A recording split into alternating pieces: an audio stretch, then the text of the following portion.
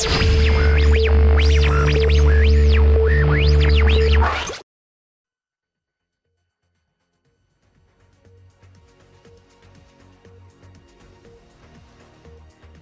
British Broadcasting Corporation is renowned and respected for its authoritative and informative journalism.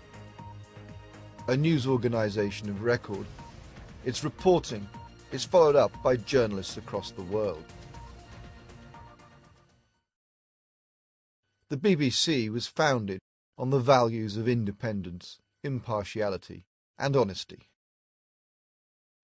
Its editorial guidelines state that it will never promote a particular view on a controversial issue.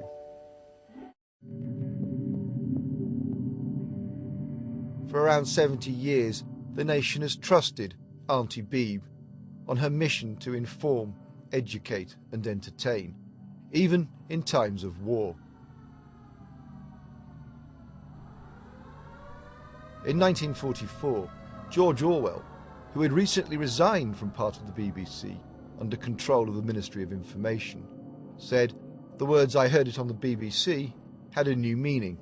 I know it must be true."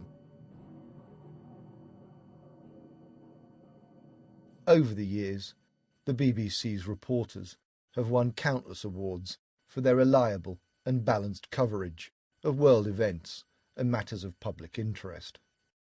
Although the corporation has questioned the legitimacy of the war on terror, it has barely reported the many flaws in the US government's account of 9/11.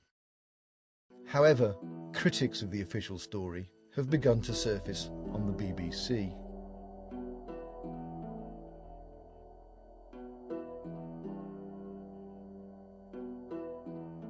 There was an initial explosion on the sub-level number 2, B2. There were 6 sub-levels in the building.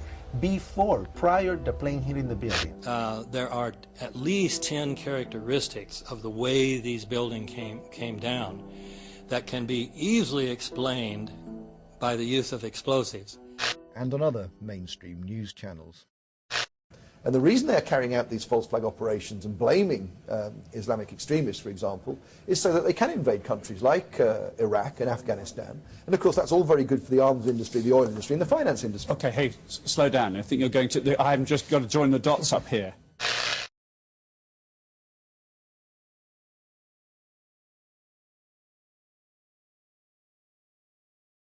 Attention! Your attention, please. A vast military build-up has been reported in the Sahara Desert, sectors 17 and 18 of the war zone. 14 heavy tank divisions, supported by there is truth, and there is untruth. Have been sighted proceeding in convoy in a northerly direction. Freedom is the freedom to say 2 + 2 = 4. If that is granted, all else follows. That is the end of the announcement.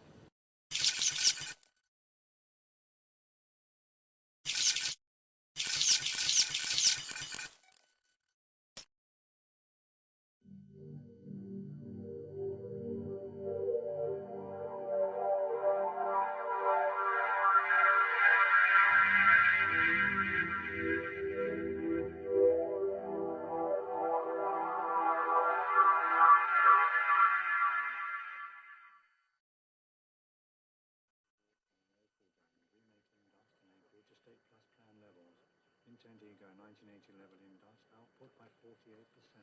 Stock and deletion.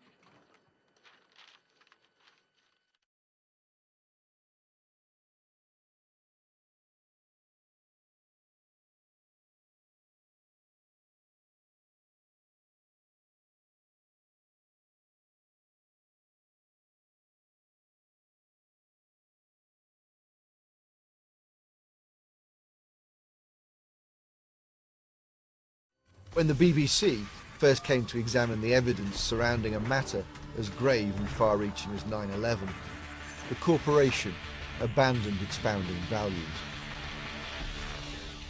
The Conspiracy Files was heavily promoted in the weeks prior to broadcast. It was introduced as a programme separating fact from fiction. After the show was aired, producer Guy Smith claimed that his team went back to primary sources and eyewitnesses. He claimed to have honestly represented the evidence, yet from the outset, broad-brush statements sought to mislead. The official account of what happened on that day is unequivocal. Some people will have taken unequivocal to mean that there is no reliable evidence to challenge the official account. Throughout the programme, the BBC failed to state the exact source or particular official report for many of its assumptions. There are so many contradictions in these reports that US government bodies have had to continually revise the official account since the attacks. There are more than 50 different conspiracy theories about 9/11.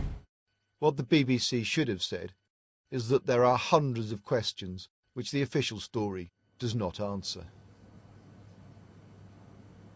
So this happened, some 6 hours or so after the collapse of the World Trade Center.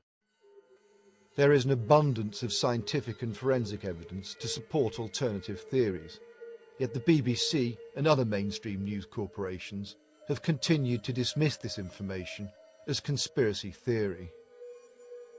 The Conspiracy Files, and the BBC in general, have failed to objectively present the detail of this evidence. The programme makers devoted far more time to showing certain theories to be wrong, rather than actually proving the official theory to be right.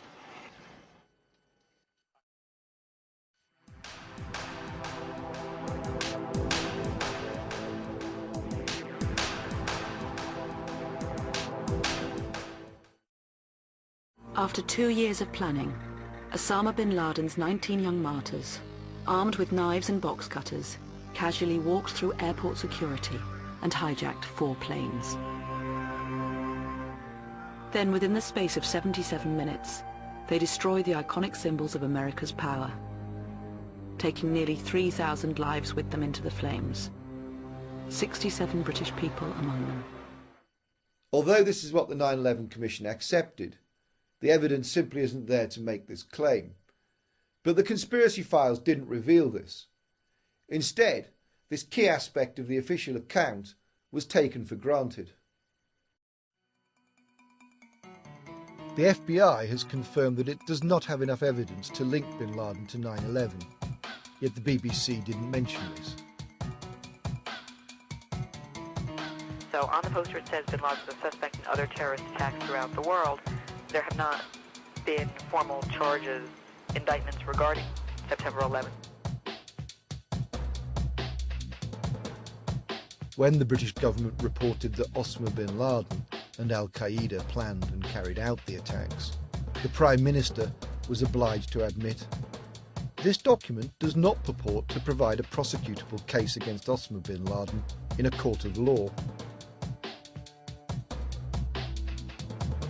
Britain is not the only country that faces a terrorist threat. We all do, allies and non-allies, anyone in effect that isn't them.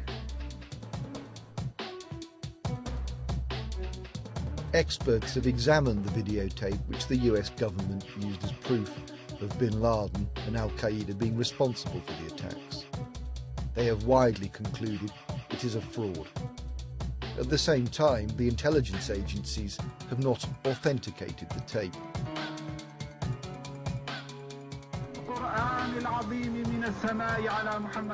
The BBC didn't say that credible news organisations have reported that bin Laden denied he was behind the attacks.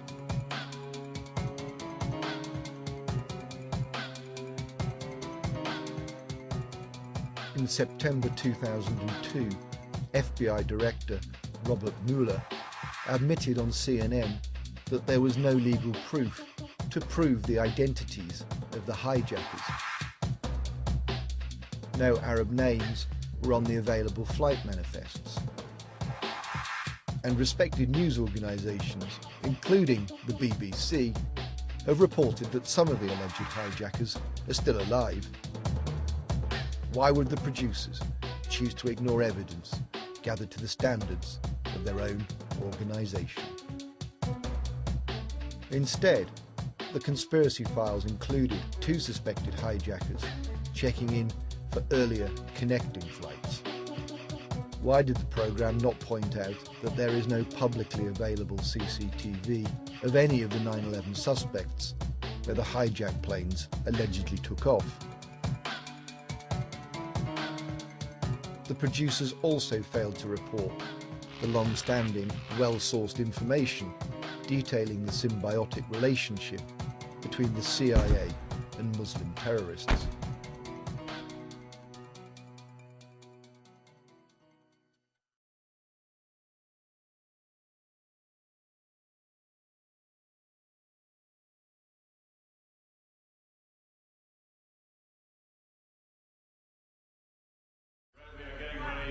Remember this, your government funded and trained Al-Qaeda. Repeat it again, your government funded and trained Al-Qaeda.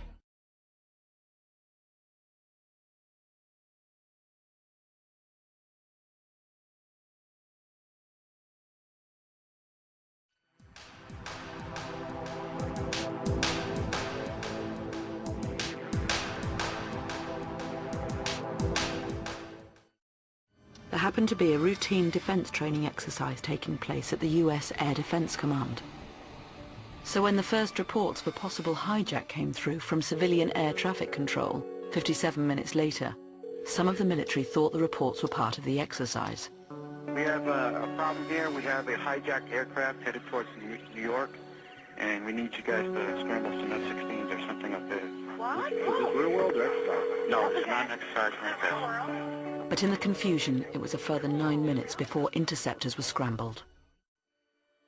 The programme claimed that confusion created by one routine exercise contributed to the failure to intercept the hijacked airliners. But they did not reveal there were actually several exercises running that day, some of which envisaged planes being flown into high-profile targets.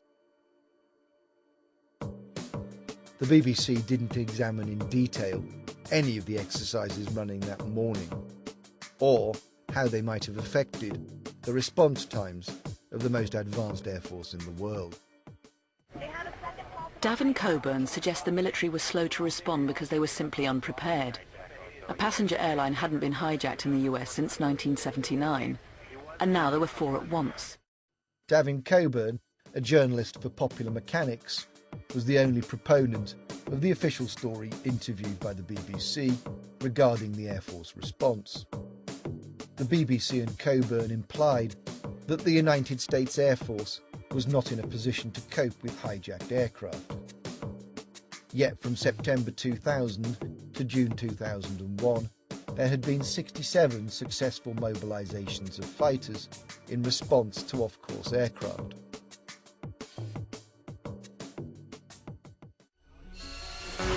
And even as they took off, the pilots were still unclear about exactly where they were supposed to go. We have a hijacked aircraft headed towards New York, and we need you guys to scramble some F-16s or something up there.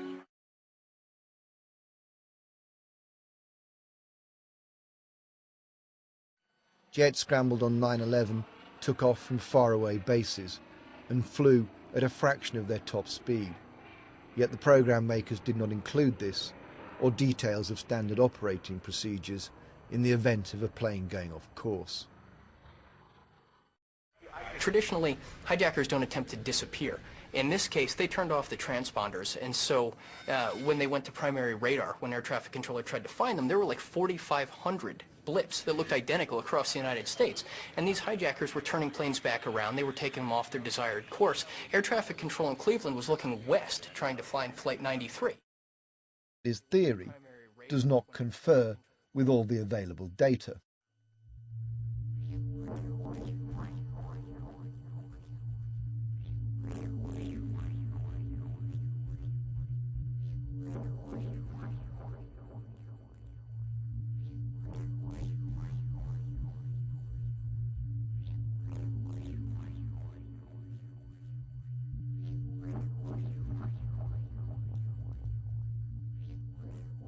Air traffic control and military radar systems do not simply lose track of flights if they stray off course. and their transponders are turned off.